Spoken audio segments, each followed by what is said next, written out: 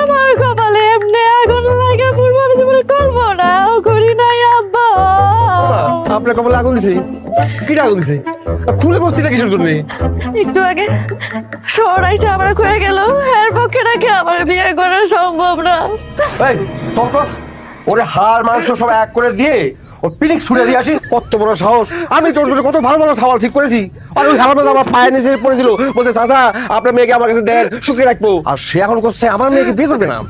এই ওর পিলিকের ব্যাপারে ফুলতে হবে নাকি? বাবা তুমি সাপ গেরাম ছাড়ে পালা। আরে গোকুর মহাজন তো মহাজন না, শুধু আগে সিন ডাকা ও তোরে জুস বানায় খাবি, জুস বানায় খাবি। জুস বানাই খাবো মানে আমি কি ফল নাকি? কবর মজান আমার এই এই কিরে সহজ, তুই বলে সোমবারে বিয়ে করবি না? আপনার কথা একদম ঠিক, আপনি ঠিকই কইছেন। ওই শহরে মা আজ বাদে কাল বিয়া, তোমার বলে সব কি শুরু করছে?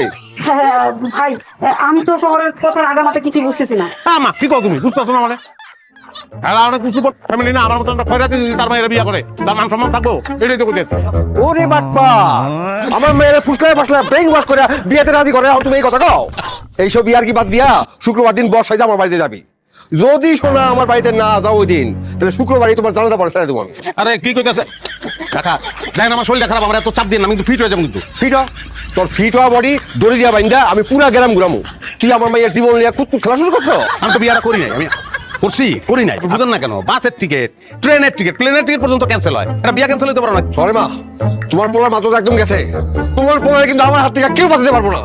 এটা ঠিক কইছেন কাকা, মাথাটা আমার আসলে যেন কেমন লাগতেছে, মনে হয় যে কোনো সময় পাগল হয়ে যাবো। আপনি চিন্তা করে দেখেন, সেই ক্ষেত্রে একটা হবু পাগলের লগে নিজের মায়ের বিয়া দানটা ঠিক হইব? আমার মাথা খারাপ হয়ে গেছে। তাহলে ভালো হয় দুজনে এক লগে পাবনা যাই, চলেন কাকা।